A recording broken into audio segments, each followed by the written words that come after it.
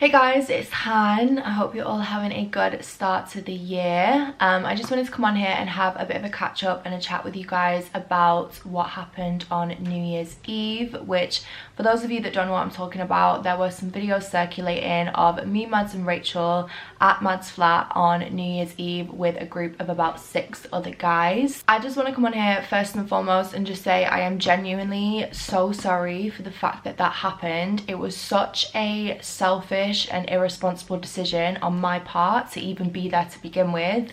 Those boys should not have been there, but I also myself should not have been there at Mads celebrating with Mads and Rach for New Year's Eve. I should have just stayed at home and celebrated with my family instead. That was a poor decision on my part, and in that process I feel like I've let my family down as well. I've been so lucky this past year in the sense that since this pandemic has begun, it's not actually affected me on a personal level. My family and friends have all been safe and healthy. No one that I know has been seriously ill. I'm not someone that is a key worker or like a nurse that goes into work every day and sees the effects of coronavirus. I've not lost my job, you know, I've still been working. None of this has really affected me on a personal level, and that itself has made me so ignorant to the severity of this situation, which has then led me to make decisions like I made on New Year's Eve that were just a complete poor lack of judgment, so selfish, so stupid of me to do. I should have kicked those boys out. They should not have been there at all. I should have got an Uber home. I should have done whatever I had to do in that situation to leave the situation, because realistically by being there I put my family at risk. I let my family down. I know I've let you guys down. That is something that I am so truly sorry for, to you guys, to my family. I would never dream of letting anyone down or putting my family at risk. I would never dream of doing that. And in that situation I just did not think of the consequences. I didn't think of the fact that one of those boys that turned up there that night could have had COVID, could have, you know, made me ill and then made my family ill.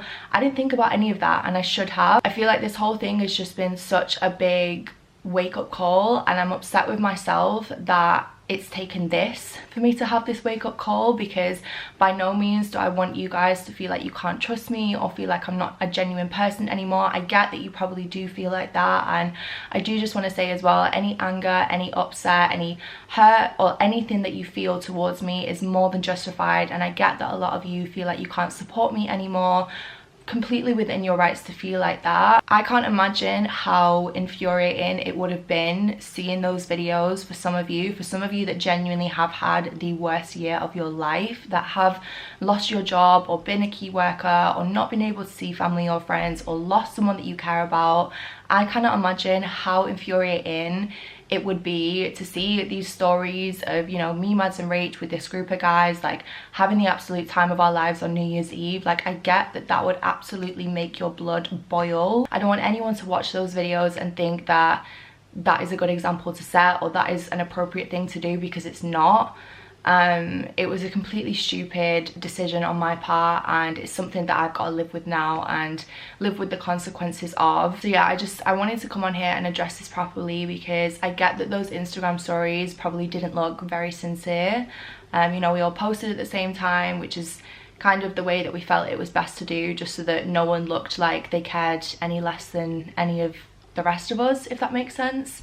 That was just kind of the way logically it seemed the best way to do it, but that's why I wanted to come on here and actually just address it properly and just tell you guys that I truly am so sorry. I know that a lot of you have made the decision that you don't want to support me anymore, and that's completely fine. You're more within your rights to do that, but you know, I just want you guys to know that it's never been my intention to disappoint anyone, to put my family at risk, or just to be like so stupid.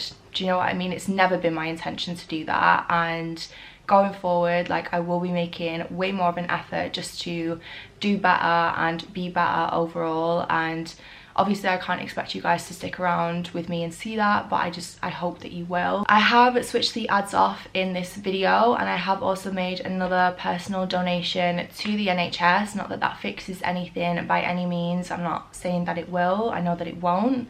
And I know that I can't take back anything that's happened. As much as I can sit here and say that I'm sorry and say all these words, I get to a lot of you, it probably just feels empty at this point and meaningless and everything else. I feel like it'll be my actions going forward that, you know, speak the loudest. I will be self-isolating for 2 weeks now, of course, and just staying at home in general for the foreseeable future. I really want to make an effort to just create some really fun content for you guys this year and film as much as I can throughout this lockdown and throughout the year, and hopefully provide you all with a little bit of entertainment, or just, you know, a little bit of a place to escape from everything else going on in the world. So if there's anything that you guys want to see from me, please do let me know, because obviously I would love to know, and I will be reading through all the comments on this video too. Yeah, I will be back on Sunday with a proper upload. I hope you're all well, I hope you're all safe and doing okay, and I will see you then.